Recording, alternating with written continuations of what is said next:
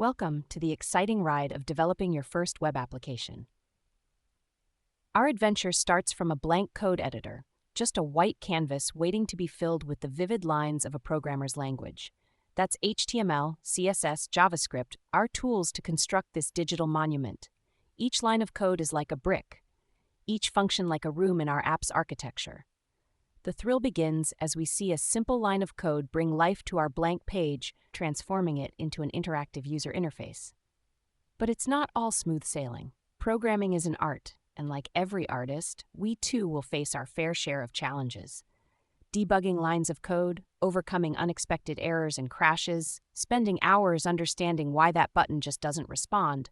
But these trials shall not deter us. Instead, they make us stronger, quicker, smarter, and more resilient. As our lines of code transform into a fully functional web app, we'll realize that it's not just about the application we've built, but it's about the